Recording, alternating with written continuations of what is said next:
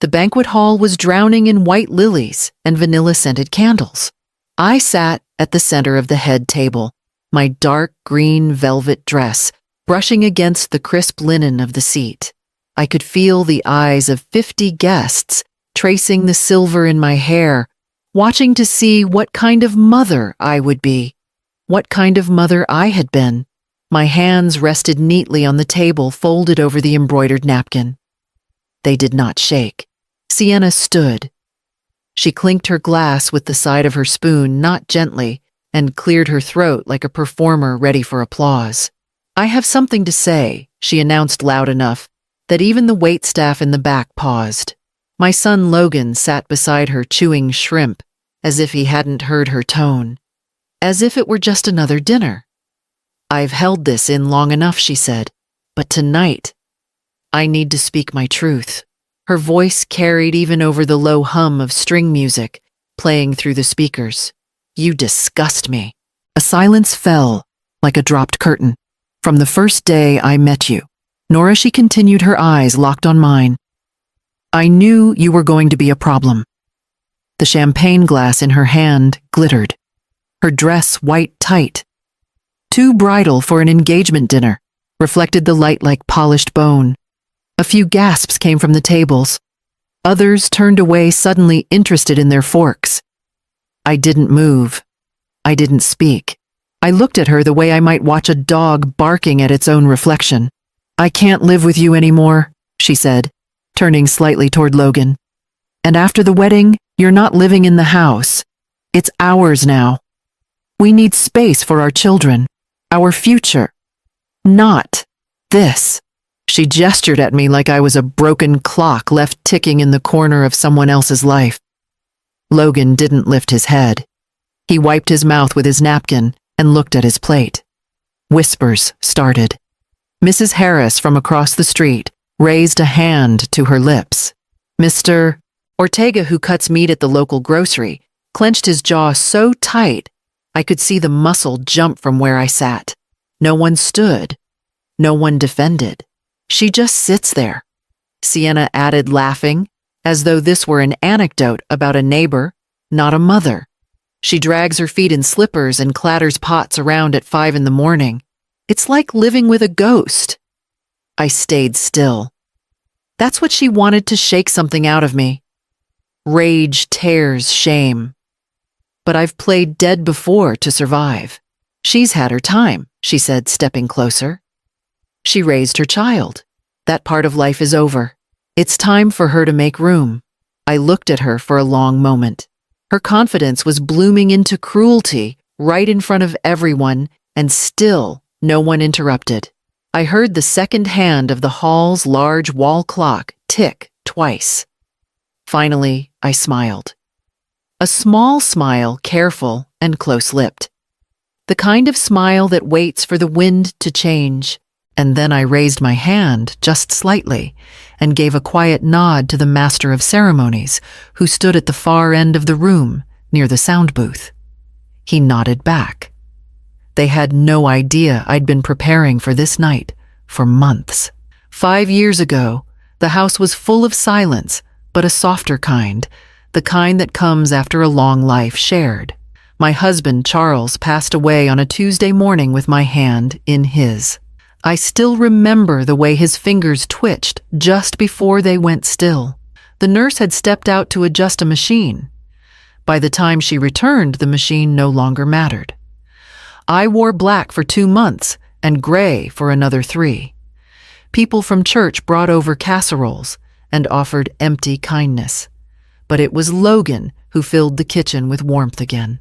Every Sunday, without fail, he arrived with coffee and a paper bag of blueberry bagels.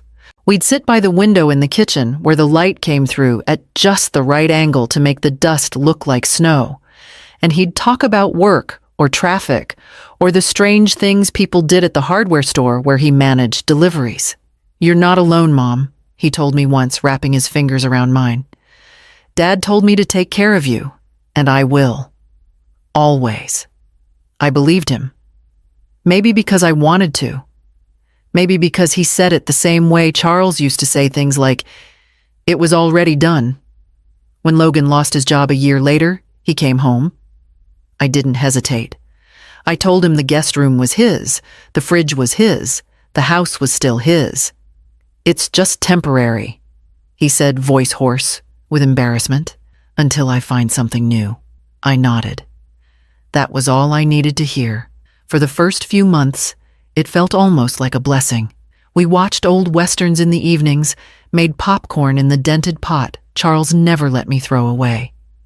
Logan helped with groceries, fixed the leaky faucet in the back bathroom, painted the front porch when the wood started to splinter. Then she showed up. He met Sienna at a friend's engagement party. She was 25, working as an office assistant for a local real estate attorney. Her family had money, old money, from a string of rental properties and some chain of bridal boutiques. The first time he brought her over, I noticed she didn't sit back in the couch, just perched on the edge like the upholstery might stain her dress. She smiled at me with lips that didn't move above the teeth. "It's so quaint here," she said, looking at the faded photo frames lining the mantel. "Feels like stepping into history." After she left, Logan laughed. "She's just not used to older homes." "She means well." I nodded again, but something inside me pinched. Soon the bagels stopped arriving on Sundays. Logan stopped fixing things around the house. Instead, he started suggesting changes. New furniture, a different wall color, fewer knickknacks. "Sienna says the place feels cluttered," he told me one night, as if that explained everything. It wasn't long before he started repeating her phrases like gospel.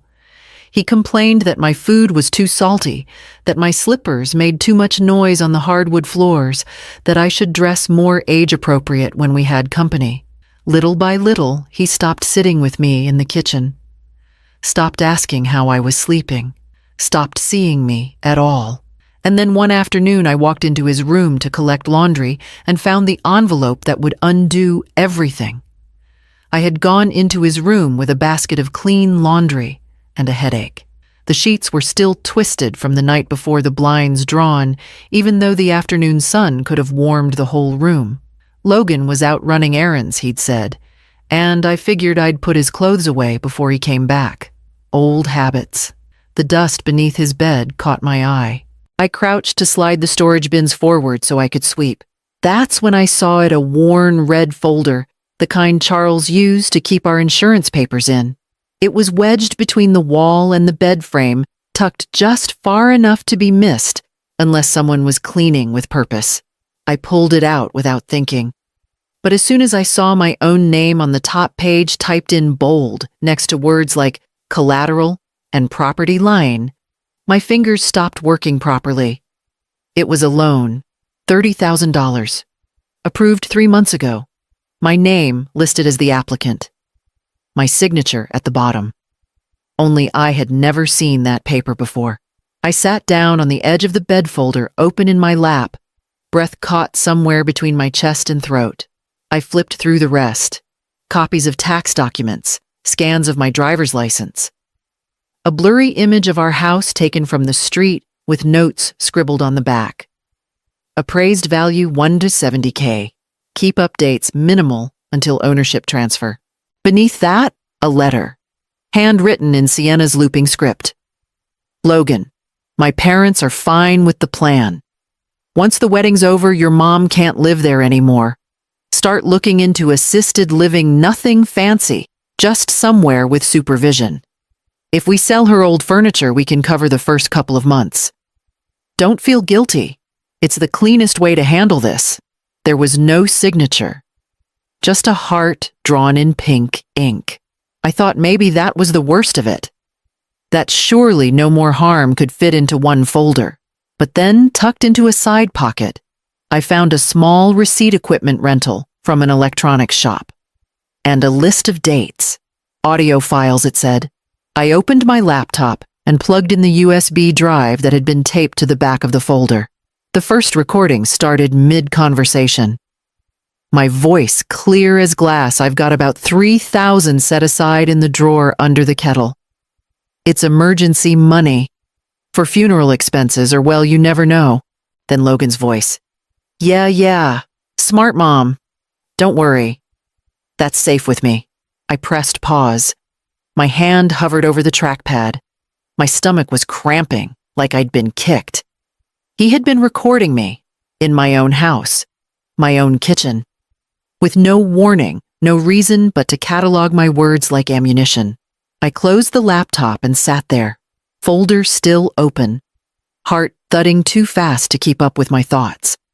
I wasn't just being pushed out, I was being prepared for removal. And that's when I knew I couldn't let them decide what happened to me. The next morning, I sat at the kitchen table long before the sun came up. My coffee gone cold beside a folded napkin, I couldn't stop smoothing with my fingers.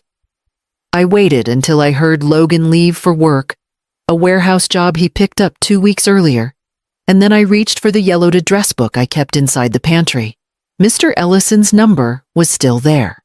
Charles had trusted him with everything from our wills to the deed on the house. I hadn't spoken to him in over a year. Is this Nora Wells? He asked, voice gravelly with age but still sharp. Yes, I said, my throat tightening. I need to speak with you. Privately. It's important. Within 2 days, we were sitting in his quiet office above the old pharmacy downtown, the same place Charles and I had signed our first loan papers 3 decades ago. I handed him the folder. I didn't cry.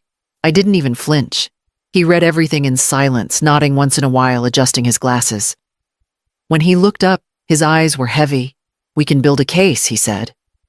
But it'll take care and time. I don't want revenge, I told him. I want protection. And that's what we built. We rewrote the will first. Logan was removed entirely. Every dollar, every possession, every corner of my life redirected to a children's shelter across the county line, the same one Charles used to donate to each Christmas. It felt right. It felt clean. Then came the equipment. Tiny audio recorders that could be hidden in books or coat pockets. A small camera that looked like a decorative wall hook. Mr. Ellison showed me how to activate each one. Every night, I labeled the files by date. Every morning, I listened for evidence. Logan and Sienna made it easy. They talked freely when they thought I wasn't listening. They mentioned price quotes on my furniture deadlines for when the old woman would be out of the way.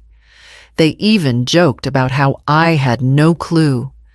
I gave them what they expected. I shuffled slower. I nodded more. I told Sienna I was thinking about downsizing and asked Logan to help me look at nursing homes. Only Grace saw through it. She stopped by one afternoon with a plate of lemon squares and didn't leave until I told her part of the truth. "You sure you know what you're doing?" she whispered. "I've never been more sure," I said. And when the engagement dinner invitation came a week later, I knew exactly how the story would end. Logan broke the news casually, like he was telling me the weather had cleared. Sienna and I set a date, he said, buttering toast one morning without looking up. "We're having an engagement dinner in 3 weeks. She wants it to be formal." I nodded, as if this was expected. He cleared his throat. "She also wants you there. It'd mean a lot if you came." I smiled just enough to be polite. "Of course." That night, I called Mr. Ellison. "I need one more favor," I told him. "I want to make a video. Something they'll never forget." The video editor he found was a quiet man named Derek, who worked mostly on divorce depositions. He didn't ask questions when I handed him the recordings, just nodded and said, "I've done worse." We met 3 times in a borrowed office at Mr. Ellison's firm. I gave Derek a flash drive with Logan's baby pictures. His first birthday kindergarten graduation. Him on Charles's shoulders at a 4th of July parade. Derek blended them with soft music and titles like A Mother's Love. Then the tone shifted. He overlaid the next segment with audio Logan's voice saying, "I wouldn't know what was happening." Sienna laughing about selling my belongings phrases like she already signed. "She can't back out now." He paired their voices with time-stamped screenshots, scanned bank documents, and the pink ink letter I had nearly torn in half. The final slide was plain white text on a black screen. "This is the truth about Logan Wells and Sienna Moore." Derek sat back when it was done, eyes tired. "It'll play clean. I've got it timed to cue on a click." "Good," I said.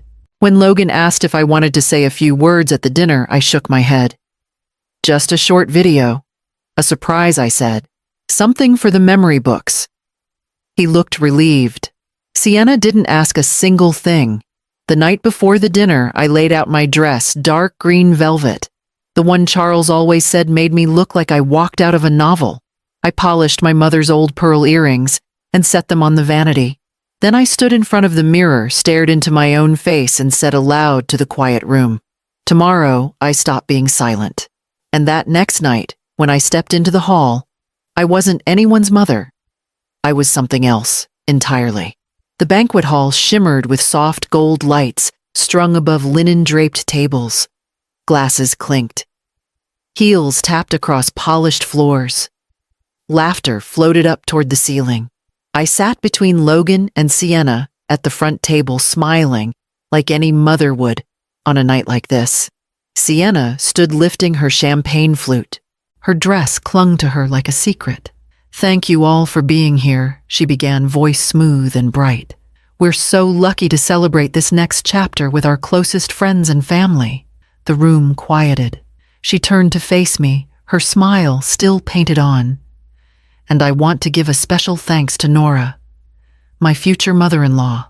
She's shown so much courage and grace in making space for our new life together." Her tone dipped just enough to draw attention. Not every woman her age would be so self-aware and willing to step aside. A few guests glanced at me, unsure how to react. Logan looked at his plate. I didn't move. I just nodded, slowly folded my hands in my lap, and held my smile. "Here's to fresh starts." Sienna finished raising her glass. There was a hesitant wave of applause, light and uneven. I turned slightly and gave a single deliberate nod to the MC. The lights dimmed. "Ladies and gentlemen," the MC said, "the groom's mother has prepared a short video in honor of the couple." A few polite murmurs. The projector screen glowed to life. The music began gently, photos of Logan as a baby, a toddler at the beach, blowing out candles in the backyard. Guests smiled, some whispered fondly. Sienna relaxed beside me, the edge of her mouth curling up. Then the music changed. The next photo faded to a scanned document, my deed stamped and notarized, with a different signature pasted over mine. Then Logan's voice. "She won't even notice. She doesn't check her mail." A ripple moved through the room. Sienna's voice followed. "Once she's gone, we can sell most of it. Furniture, antiques, whatever. She won't be needing any of it at that place." Someone in the crowd gasped. Sienna started to rise from her chair. Logan reached for her arm. I placed my hand gently on his sleeve and leaned in. "Sit," I whispered, my voice clear, low. "You said you wanted unforgettable." The video kept playing, and the silence in the room turned into something heavier than sound. When the final clip faded to black, the room stayed quiet for a long moment. No music, no murmurs. Just the soft hum of the projector cooling down and the sound of forks abandoned mid-meal. I rose from my seat. "For 35 years," I said, turning to face them, "I was a mother, a wife, a woman who gave everything she had to the people she loved." My voice didn't shake. "And tonight, I am something else entirely. I am a woman who refuses to be discarded." All eyes were on me, but none mattered more than Logan's. He looked stunned, as if the face in the recordings didn't belong to him, as if this moment hadn't been earned over years of quiet betrayal. I raised my hand, and Mr. Ellison stepped forward from the corner of the room, carrying a small leather folder. "This is Mr. Ellison," I said, "my attorney. He worked with my late husband for over 30 years. Tonight, he will help clarify a few things." Ellison opened the folder and began.